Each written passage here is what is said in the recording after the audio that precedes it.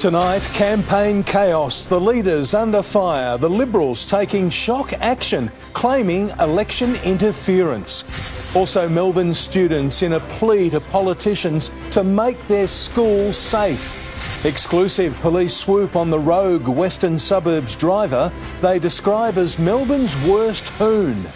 Restaurants now turning their backs on home delivery services, and Joel Selwood's surprise sign-up with a new team as Gary Ablett pulls on the boots one more time. Live from Melbourne, 7 News with Peter Mitchell starts now. Good evening. Victoria's election campaign has taken a shock turn, with the Liberals calling in lawyers over what it describes as unprecedented, serious and deliberate interference. The party lashed out at the Electoral Commission and called for a top official to be stood down. The row flared as both major leaders came under fire again.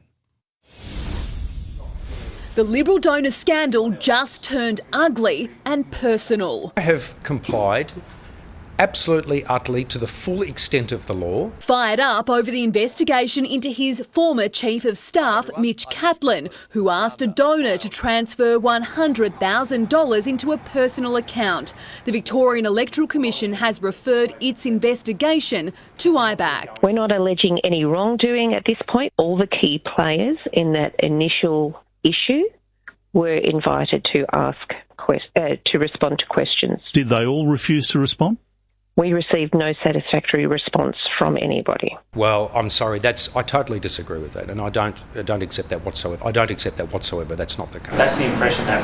Well, that's a matter you'll have to ask them. Instead, Liberal lawyers fired off a letter to the VEC, calling their actions a serious, deliberate and unprecedented interference in the election. We've never seen this sort of intervention ever.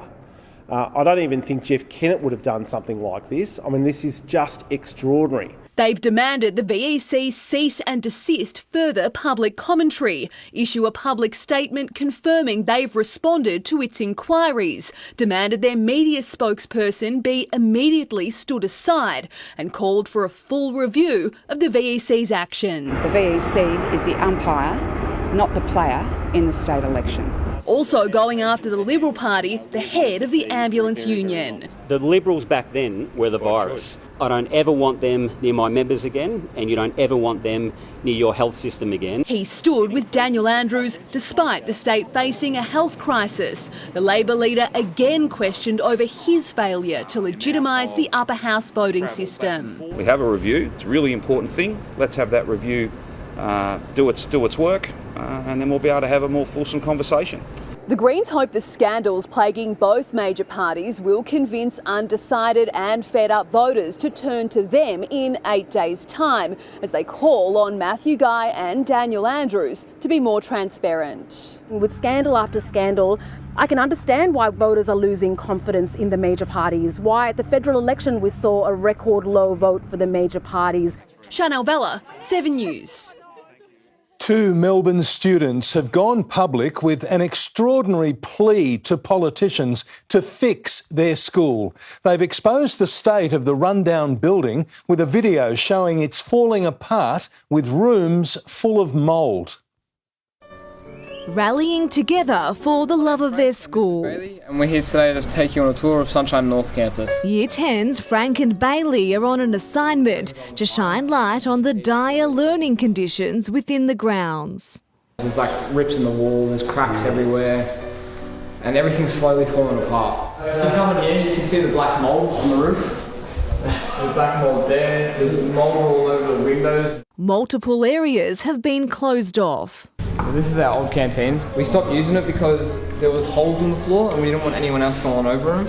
They're pleading with the state government for funding. We could use that space for different classes, extra space, extra people, the students deserve more. And feeding them, the teachers here, what they've got to put up with. The Andrews government says it's making a record investment in schools, which includes a $41 million upgrade to Sunshine College's North and West campuses. The $41 million didn't go completely to rebuild the school. There was a portion of it that went to get rid of the asbestos that was in the old building at West. At that school, at so many schools, there'll always be another stage. There'll always be another thing that needs to be upgraded or built. We're just asking for a safe environment for all the future generations and people still going to school here to work around so they can get a better learning. Sarah Jones, 7 News. Police have arrested a rogue Western Suburbs driver they claim is Melbourne's worst hoon. He's off the roads for now, behind bars and facing a string of charges. Crime reporter Cassie Zervos has this exclusive report. Marched from his family home dressed in pyjamas. Father of two, Aidan Vrins, smirks as he's taken into custody. Take a seat and then slide in. The 21-year-old is accused of being Victoria's worst hoon driver, even boasting about it on his number plate. It's just incredibly reckless and dangerous. Vrins was arrested over his alleged participation in several hoon gatherings this year, including one where he's accused of hitting a spectator, knocking him off his feet and flying 4 metres into the air. I'm sure one day we will be sitting here talking about someone who's died as a result of hoon driving. He's been hit with 16 charges and remains in a prison cell tonight. People are likely to spend time in jail over Christmas as a result of their behaviour associated with hoon driving. Since the start of this year, police from the Achilles Task Force have charged 53 drivers with a combined 698 hoon-related offences and seized almost 100 cars. We have made it really clear that this is a priority for us. We will be unrelenting in our investigation. Hoons and spectators have been put on notice. Videos posted to social media could come back to haunt them, with police being able to identify drivers and laying charges. Vrins will face court on Monday, and as summer approaches, police warn he won't be the last hoon to be locked up. Cassie Zervos, 7 News. Cyclists are making a stand with a peak hour protest on our roads tonight. Jodie Lee is tracking their movements, and Jodie, they're demanding a bike lane on one of our busiest roads. Well, Mitch, these cyclists have just arrived here in Brunswick. They regularly use the bike path along the Upfield train line. In fact, some 2,500 cyclists do each and every day. But when the government begins level crossing removal works along that train line, the bike path will be temporarily closed. So these cyclists, spearheaded by Greens MP Tim Reid, are now calling on the government to widen the footpath and install temporary bike lanes along Sydney Road as compensation. So we're asking them for accessible tram stops, safe bike lanes, wider footpaths, more greenery and more opportunities for outdoor dining. Of course, the proposal would mean scrapping hundreds of parking spaces along that main arterial road, certainly a contentious issue for the hundreds of motorists who regularly drive along Sydney Road. Mitch? Jodie Lee at Brunswick, thank you. The French president has launched a scathing attack on Scott Morrison, accusing him of provoking nuclear tension with China. But Anthony Albanese is backing his predecessor's decision to sink a $90 billion submarine deal. Taking centre stage on the world stage. Australia's back. We're back around the table. And he says using that seat to make a difference. We punch above our weight in international forum. Glanced by another rabbit punch from Emmanuel Macron aimed at Scott Morrison for choosing nuclear-powered subs through AUKUS, claiming the French deal for conventional models was the sensible option. The choice made by Prime Minister Morrison was the opposite, re-entering into nuclear confrontation. Nuclear confrontation with China, also claiming ditching the $90 billion French deal left Australia reliant on submarines it could neither build nor service.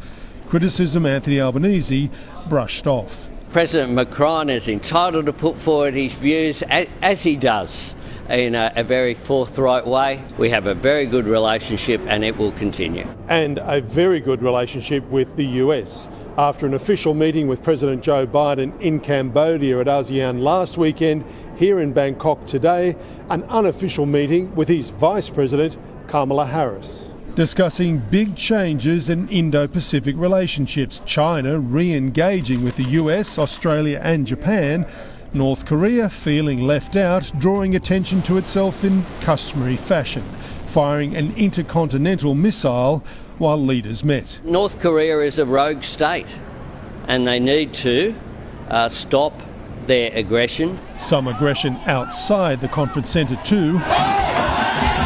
Protesters taking on police. A reminder for the leaders that peace in our times begins at home.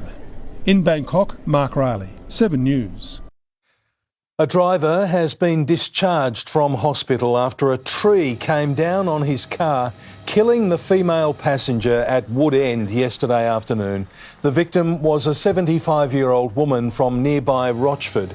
The 68-year-old driver, also from Rochford, suffered only minor injuries. A major restaurant group is ditching home deliveries in the fallout over the collapse of Deliveroo. Leading restaurateur Chris Lucas says food delivery services are eating into profits and often leaving a bad taste in the mouths of customers. At Baby Pizza, it's bye-bye to delivery. The owner of this and Hawker Hall ditching Uber Eats and others today. Sick of what he says they do to profits and food. Pizzas were arriving cold, food was arriving upside down. Sometimes it wouldn't arrive at all. Chris Lucas, who also owns Chin Chin in the city, says the demise of Deliveroo helped him make the decision effective immediately. We can't make money. They don't seem to be able to make money out of the service. So if no one's really making it work, how can it be a long-term sustainable model? Australian company Menulog argues it is sustainable, often working with restaurants that run their own deliveries. I believe we've got the scale as a business to drive a sustainable, profitable business. If Deliveroo's hasty exit creates an awakening for some restaurant owners, for others it creates opportunity. Chapel Street staple Mr Miyagi is offering Deliveroo riders jobs. On Instagram telling blue jacket wearing cyclists they won't be left in the lurch. Speaking to some of them today, they didn't know that this was going to happen until we all found out, media and us, we all got an email from Deliveroo. So, yeah, they've definitely been left in the lurch. Menulog has also announced it'll honour Deliveroo vouchers up to $75. Look, we think it's the right thing to do. We can only imagine that in a situation like this, there is a lot of customers that are being stuck. Blake Johnson, 7 News. A man has been charged over an attack on an Uber driver at Langwarrin last week. The 59-year-old driver had earlier collected the man's ex-partner from a Safety Beach property and taken her to a storage facility. The 37-year-old then allegedly bashed the driver.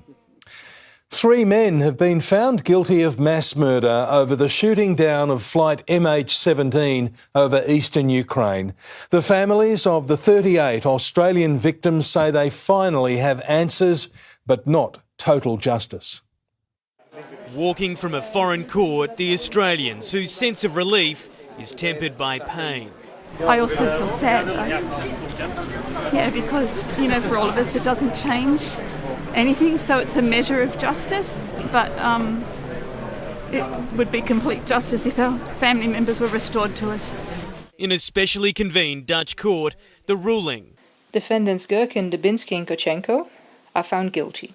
Of the 4 men accused of murdering 298 people on board flight MH17, 3 convicted. Sergei Dubinsky ordered for the Buk missile launcher to be moved from Russia to rebel-held Ukraine. A pro-Russian Ukrainian, Leonid Karchenko, helped escort the weapon. The commander of the Russian-backed rebel military, Igor Gherkin, who was calling the Kremlin almost daily, helped oversee the attempted cover-up. The judge said all 3 intended to kill. A Buk missile cannot be launched by mistake. 38 Australians died. Their families believe the judgment is proof who holds ultimate blame. It remains a source of grief and it remains a source of anger for the families that Russia still to this time has not accepted any responsibility for what they've done. Putin, stop this senseless violence. We do not need it, and Ukraine has had enough. The court couldn't find who pulled the trigger, but deemed it didn't matter. The 3 guilty men sentenced to life in prison, terms they'll likely never serve. They're thought to be in hiding, protected by Russia. And we must continue the pressure on Russia to hold Russia accountable for this heinous crime. Oleg Pulatov was the only accused to have lawyers in court. He was acquitted. His role in the plot couldn't be proved. The search for justice, the search for answers doesn't end here. Investigators say they'll keep going to try and work out who else was involved, a job that may never end. In Amsterdam, Hugh Whitfield, 7 News. Back home, the Health Department says Victoria's latest COVID wave is expected to peak in early December and may pass quite quickly. There were 20,000 new cases reported in the past 7 days. Cases have risen for the 5th straight week for an average of just under 3,000 a day. There are 359 COVID patients in hospital. An AFL team in Tasmania is a step closer tonight, with the island state's government and the league signing an in-principle agreement. But there's still no time frame for when the new side will run onto the field. That's it, yeah. Celebrations after the AFL formally accepted Tasmania's $204 million offer for a 19th licence. We've reached in-principle agreement on commercial terms for a Tasmanian team. There's a hell of a lot of work going on and we are close. Still big hurdles to jump. A $750 million stadium must be built in Hobart. The AFL will help secure funding from private investors and Canberra. I do believe the business case stacks up for this state, and that's our job to prosecute it. And they want the support of all AFL clubs. Not there yet, but close.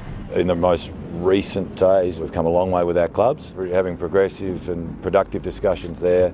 Tasmania's greatest player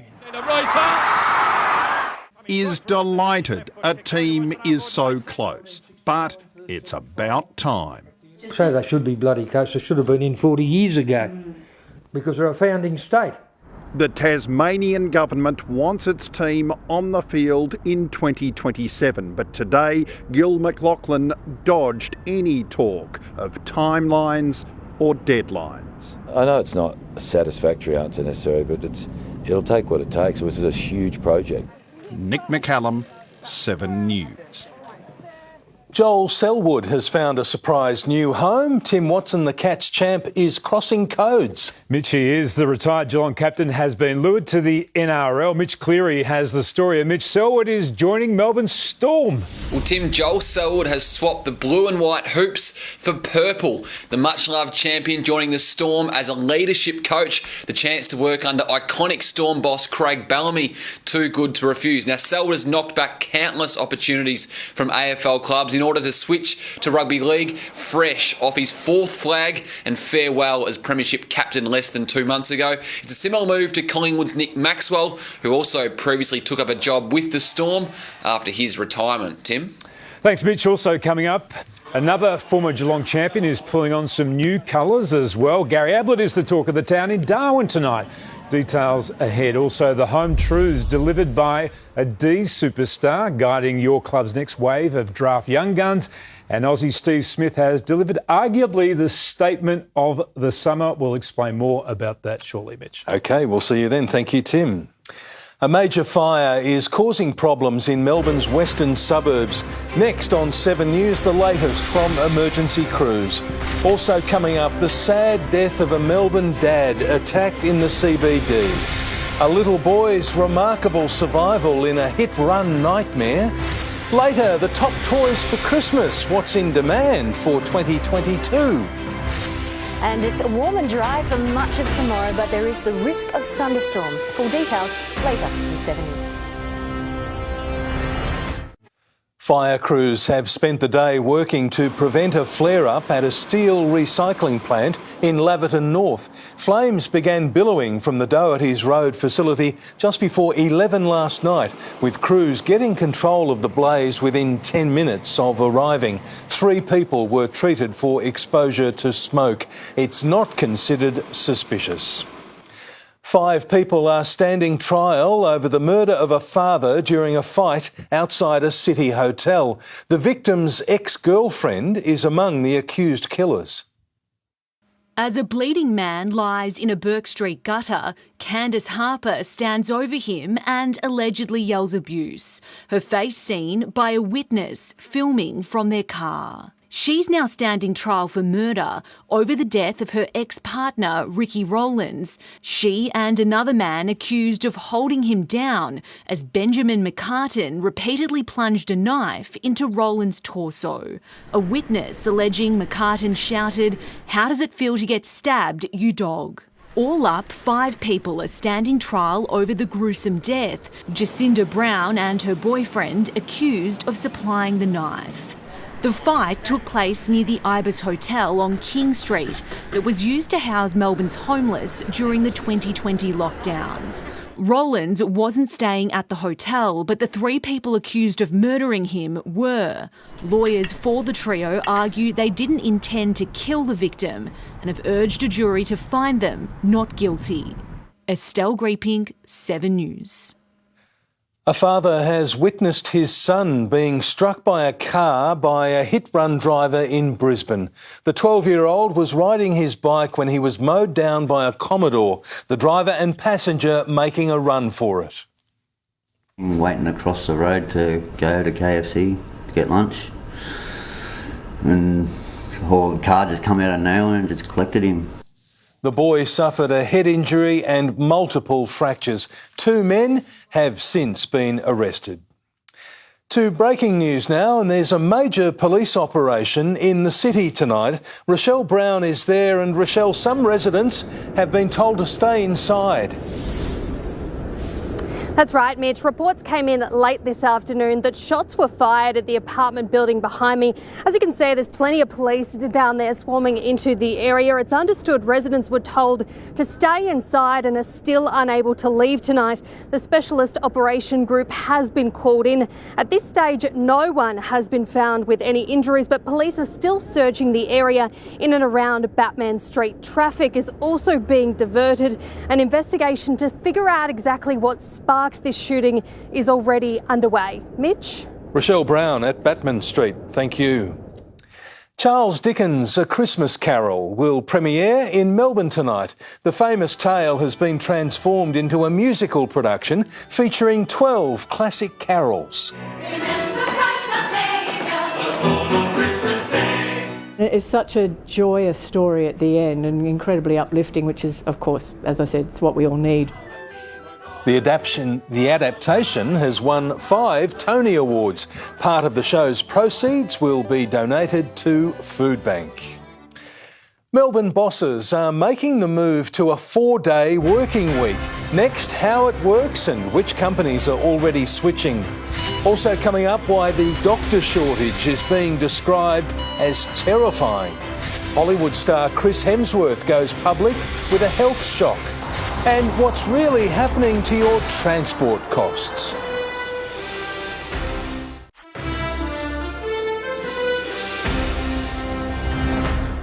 New data reveals Melburnians are paying an average $24,000 a year on transport costs. The costs include $155 a week on car loan repayments, $46 on public transport, $95 a week on petrol and $57 on tolls. That's up an average of $16 a week compared to this time last year. It's worse for Geelong residents. They're paying an extra $21 a week more. Australia will face a critical shortage of general practitioners over the next decade, with patients already forced to wait up to a month for a visit. The Federal Health Minister says the lack of medical students choosing to become GPs is terrifying. Labelled the beating heart of healthcare, Australia's GP system is flatlining. So we certainly are in dire straits and we need a real shot in the arm. Growing workloads, increased doctor burnout thanks to the pandemic, and poor pay compared to other medical specialties has pushed the sector to breaking point. General practice is in a real state of crisis right now, probably the most terrifying of a range of real pressures in the health system. It might be scary now, but the future's looking even more frightening. Less than 14% of medical graduates are choosing to go into general practice. It used to be about 40%. And about a quarter of the current GP workforce is considering retirement in the next 5 years. That pipeline of general practice is genuinely terrifying. I think the most terrifying thing about the comment by the Minister today was he offered it up without any solution at all. Predictions are within the decade we'll be 11,500 doctors short. It's already harder than ever to get an appointment. New figures released today show almost 40% of people who saw a GP for urgent care this year had to wait 24 hours or more. Doctors say Labor's promise of almost $1 billion in new Medicare and primary health funding is a start.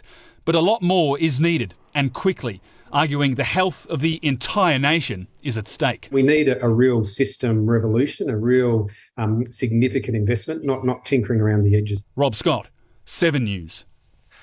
Australian economist Sean Turnell is safe at home tonight after being jailed in Myanmar for almost 2 years.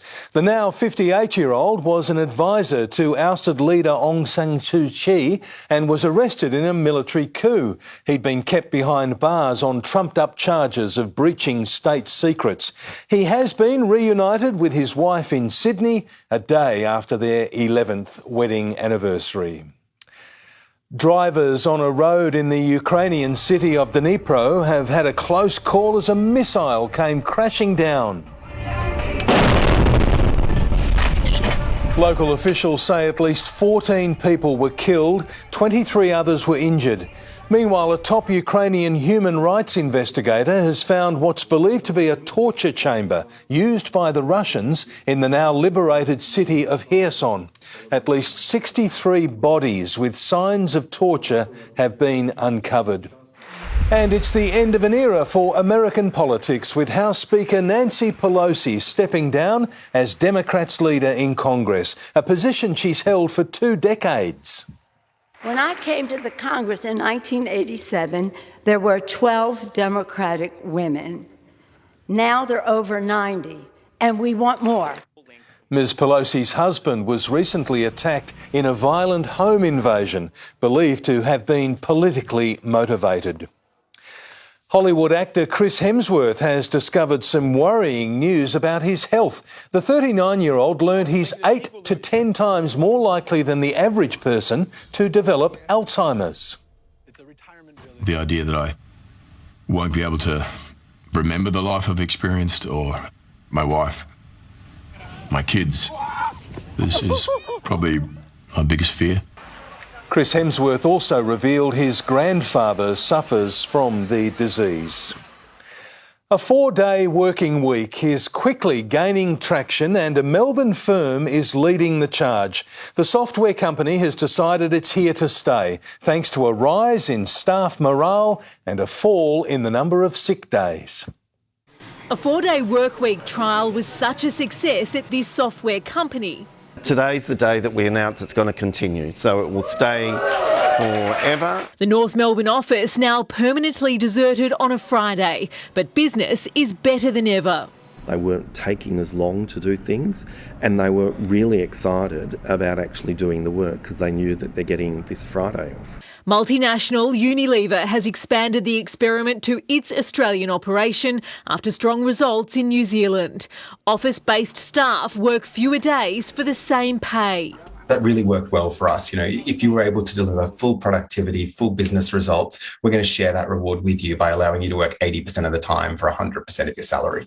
By spending less time in meetings, staff are working smarter, not longer. Our business grew and grew faster than what it was growing prior to the trial. We found that our absenteeism dropped by 34%. But what about staff needing to finish off work on the 5th day? Bosses say it's give and take. Do those hours worked on the 5th day constitute reasonable additional overtime, or is that something that the employee needs to be remunerated for? 30 Australian companies are currently testing the 4-day week. Academics expecting the evidence could mean Monday to Thursday is the new norm. It's largely, though, a matter of being long overdue. Jade Vincent, 7 News. Melbourne families say they're getting extraordinary results from a new treatment for autism that's changing their lives. The details are coming up next. Also ahead, Australia Post gears up to deliver for the Christmas rush. Health authorities put Victorian parents on alert for measles. And after sport, the hot-selling toys this Christmas.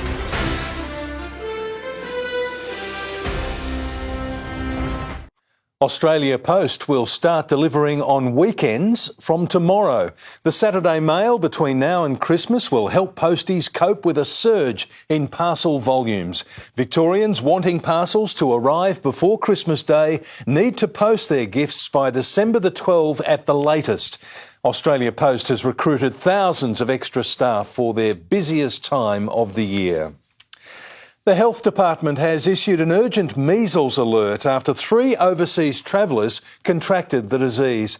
The family arrived at Melbourne Airport on a flight from Singapore on Tuesday. If you're not vaccinated, it's very, very highly infectious, and so you really do need to be cautious. All passengers should monitor for symptoms. The share market ended the week slightly higher. Here's Gemma Acton. Thanks, Peter. Aussie stocks have meandered into the weekend, the ASX 200 rising by just 16 points to close at 7,152. Travel and property companies finished in the red, while telecoms are today's best performers. The Aussie dollar has ticked back above 67 US cents and is still pushing higher, while another large COVID outbreak in China has hit forecasts for global oil demand. And new data shows the increasing strain on our healthcare system, with a jump in patients waiting more than a day to see a GP for urgent medical care. More than a third of city dwellers are waiting that long, and half of those in regional or remote areas. Peter. Thanks, Gemma. The $500 million redevelopment of the Australian War Memorial is taking shape. Work is about to get underway on a link connecting the Heritage Building and new Anzac Hall. It will provide more than 7,000 square metres of additional exhibition space to tell stories of recent conflicts and peacekeeping missions. A Melbourne mother has described the life-changing results from a medical trial helping her autistic son. Even researchers are surprised, and they've now got the all-clear to expand their study. Matteo Gravagna's mum says she feels like she's got her son back. The 13-year-old with autism and epilepsy has experienced extraordinary improvements since taking part in the Monash Children's trial of a new type of medical cannabis. Communication was something that we saw benefits in. People spoke more, people were more chatty, people were able to tell us about their day more. 14 children with moderate to severe autism spectrum disorder were given 2 doses of a drug called NTI-164 for 20 weeks. It doesn't have that psychotropic component. People don't get high from this form. Doctors assessed a number of areas, including social skills, life skills, communication, meltdowns and anxiety. 93% reported an improvement. 8 of the 14 noted a significant improvement. Many of them asked to stay on the medication. The benefits have to be weighed up against the side effects, and the side effects were very, very minor indeed. In fact, NTI-164 was extremely well tolerated and safe. The trial's early success means it's now being given the green light by Australia's Ethics Committee and the TGA for the next phase of testing, a bigger trial involving 54 children. We know it's critically important that we continue research into this area. Now, this has a severe impact on both the child's life and their likelihood for independence. Christy Cooper, 7 News. 7 News has picked up 2 prestigious Walkley Awards for its frontline coverage of the war in Ukraine. Hugh Whitfeld, Sarah Greenhalgh, Jeff Parry, Chris Reason and camera operators Paul Walker, Simon Heidzik and James Cannon took out the award for the best coverage of a major event. Chris Reason also took out an individual award for best television news reporting, with the judges highlighting the impact of this report. Was largely empty at the time. Most residents had already decided in the last couple of weeks to pack the bags, leave this city and head to the safety of the West. Our congratulations to the entire team. Sport is next with Tim Watson and Tim Gary. Ablett is back in the Friday night spotlight. He is, Mitch. Arguably the greatest player of the modern era is about to pull the boots back on. How the little master is the talk of the town up north in a rare footy comeback. Plus, the key piece of advice from a D's superstar shaping this year's draft class, the ominous warning that's got Steve Smith back to his Bradman best, and the World Cup team that needed a fighter escort into Qatar. Welcome back. Steve Smith has declared he's back to the form that saw him rival the great Sir Donald Bradman. Smith says his match-winning knock against England was the best he's felt in 6 years. After a T20 World Cup in the wilderness, Australia's run-scoring machine is ready to return to Terminator mode. I'm back, baby. Steve, are you back, baby? I hope so. Actually, probably the best I've felt at the crease in about 6 years. Steve Smith's unbeaten 80 guided Australia to a comfortable 6-wicket victory in the series opener against England. Smith has spent the past 12 months tinkering with his technique in the nets. I feel like I'm staying a bit more side on now, and I've got my feet and hands in sync together, and it felt as though things clicked, kind of like they clicked for me back in 2013 at the WACA. Hopefully it's the start of a big summer. That innings in 2013 sparked a run that rivalled Bradman, a scary thought for the West Indies and South African bowlers this summer, although David Warner was a rare voice of reason. Cricket's a funny game, so you've got to be very, very careful. Warner was also in the runs after a lean World Cup as he and Travis Head looked to forge a new-look opening partnership. Pat Cummins 1 for 1 in his one-day captaincy debut. Smith happy to take a back seat on the leadership front in the white ball format. I'm 33, so I'd say I'd be going for someone younger personally. Game 2 of the 3-match series against England is tomorrow at the SCG. Andrew McCormack, 7 News. Melbourne superstar Christian Petrarca has spilled some home truths as he guides this year's top draftees. The AFL's next wave of talent soaked up the advice in a rare insight into life at the top. Mixing with this year's top talent, the pre-draft emotions quickly rush back for Christian Petrarca. You feel excited, nervous, pressure, just everything. But I think it's the biggest thing I told these guys is just to accept that and embrace it. The Demon superstar taking charge at the Red Bull utility camp. I'll do a swim or a walk bike. Generation Next, including potential #1 pick Will Ashcroft, given an access all areas insight into life in the AFL 10 days before their lives change forever. It definitely shows you have to do a lot, but I think I'm pretty prepared and pretty excited for that work. Yeah, it's really exciting to be with each other and learn a little bit more about each other and each other's stories. One of the game's best, quick to acknowledge his own flaws. Probably the biggest thing I regret is probably that tapping into my mental side of the game earlier. He said that he wished he got it better early on. That I think that might help me and my journey. I guess managing that criticism and expectation, I've dealt with it a fair bit in my life. And not to fret Monday week if things don't go to plan. I was pretty nervous. I thought I was going to pick #1. Pick 2, Melbourne. Christian Petrarca, Eastern Rangers, Beverly Hills Junior Football Club. Whether you pick 1 or pick 100, it doesn't really matter. Mitch Cleary, 7 News. Gary Ablett will pull the boots back on for the first time since he retired for a one-off game in Darwin tonight. The dual Brownlow medalist is playing for NTFL powerhouse club, the Palmerston Magpies, for a Friday night game. The locals were keen to get a look at the Cat superstar at training last night. Very exciting. It's a bit electric down here tonight, and just to meet him and just hear from him and shake his hand's been fantastic. Ablett will play alongside former Geelong teammate Matthew Stokes. Marvel Stadium is in line to host the AFLW Grand Final if Melbourne gets its way. Daisy Pearce will lead the D's out at Docklands if they beat North Melbourne in tomorrow's prelim final and the Lions lose. Brisbane's new training base will host the decider if the Lions win through against Adelaide. The Lions and Crows prelim final is live and free tonight from 7:30 on 7Mate. Key Socceroo star Martin Boyle remains in serious doubt to return from a knee injury at the World Cup. Defender Kai Rolls isn't worried, though, about facing the might of France, having played just 3 games in 3 months due to a broken foot. When you've got the likes of Benzema and Mbappe around you, you don't have time to kind of think about how you're feeling and stuff like that. You just got to do your job. Lionel Messi touched down in Qatar ahead of his 5th World Cup with hot favourites Argentina. Poland was forced to fly to the Middle East with a fighter escort after the recent missile strike near the Ukrainian-Poland border. Mitch, that would be a little bit unnerving, I would Yes, think. of course it would be. And what about Steve Smith seeing him at the moment like a basketball, is he? Back in... Yes, I think he was really happy with the way they were coming off the bat last night, so it would be great if he returned to that form that he had many years ago when nobody appeared to be able to remove his stump.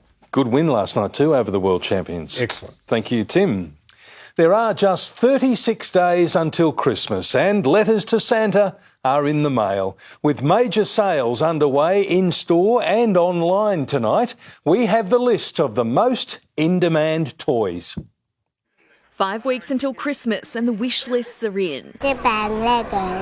Oh, a Lego table, yeah. The top toys, enduring favourites and one parents can save big on. Packs that aren't necessarily themed, so kids can get really creative and build their own. From Lego to the Barbie Dreamhouse playset. She's got her own pool slide, it's got working lights, it's even got a flushing toilet. Play-Doh and kiddie zoom cameras. Everything's rubber grip, so it's nice and durable. Hot Wheels, Nerf guns, balance bikes and board games all on sale in Black Friday and Cyber Monday sales. You're seeing big bargains on Lego, 50% off for those at Myer. Also seeing big Play-Doh bargains at Big W, bunch of Jurassic World themed stuff happening, and perennial favourites like Barbie also seeing 30% off those. During the Christmas trade period, the National Retail Association is predicting Australians will spend 4% more compared to last year. 12 billion in Queensland, 16 billion in Victoria and 19 billion in New South Wales. Australian retail sales are set to crack $60 billion for the first time this festive period. Retail experts predict cost of living pressures won't curb Christmas spending, but families will look to sales to save. Comparison website Finder recommending people shop with a plan. Set yourself a budget. Say, right, this is how much I'm spending, and once you've spent that, stop. Otherwise, you can find yourself overwhelmed. And over budget, trying to please the kids. Rosanna Kingson, 7 News. Jane Bunn is next with the forecast. And Jane, how long will this warm weather last? Well, Mitch, tomorrow is warm and dry for much of the time, but there is the risk of thunderstorms too. I'll show you when to prepare for those next.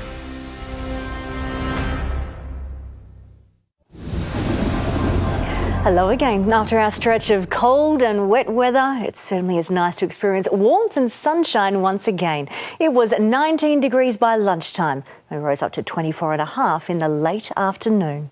High pressure moving to our east is the catalyst for our warmer conditions.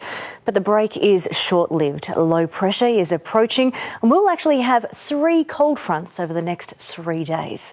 So today's pleasant weather doesn't last. By Monday, we are plunged back into cold air that has come up from Antarctica. Tomorrow into Sunday morning, we have bands of rain with embedded thunderstorms spreading from west through to east. In Melbourne, there is the slight risk of storms tomorrow afternoon, then the risk of heavy thunderstorms on Saturday night into Sunday morning. There is an easing during the day on Sunday. Then the next burst arrives and this one is chilly. Showers keep coming through Monday and they are cold enough for snow on the ranges once again and wintry hail for the rest. This next period of wet weather has put all of these catchments on flood watch with renewed minor to moderate river flooding from Sunday onwards. So around the nation tomorrow, it's pleasant in Brisbane and Sydney. Showers and thunderstorms are likely in Adelaide. There's the odd shower in Perth as it thaws out. To Victoria, mild to warm ahead of areas of rain spreading through the west. They'll reach central parts and then into the east late in the day. In the afternoon and evening, there is thunderstorms in that activity, and that activity is possibly severe. We also have strong northerly winds. So these yellow parts over southern Victoria near the ranges, they are at risk of gusts strong enough to do damage in the afternoon and evening tomorrow.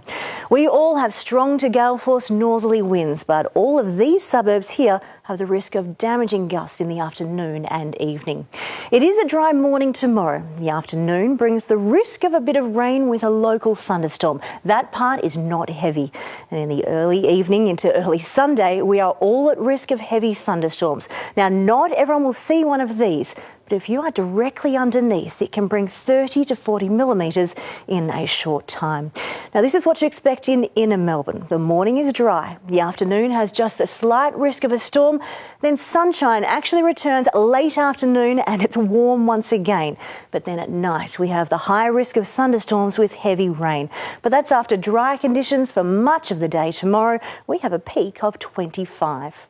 To the 8-day outlook, there's only the odd shower during the day on Sunday. Expect long dry breaks then. Then on Sunday night and on Monday, that is our next burst of wintry weather. I'm expecting just 14 on Monday, some wintry hail in all of those showers coming through. Slowly recovering on Tuesday into Wednesday, then warmer conditions are straight back at the end of next week. I'm expecting 28 by next Friday, ahead of the change due on Saturday. So is the risk of an afternoon storm, a stronger risk of a heavier storm at night tomorrow. But in amongst that, it's a warm 25, Mitch. And a 14 and a 28 on Yeah, we've got all of them. Keeping us on our toes. Thank you, Jane. And that's the way it is this Friday, the 18th of November. Thanks for your company. For now, from the 7 News team, good night.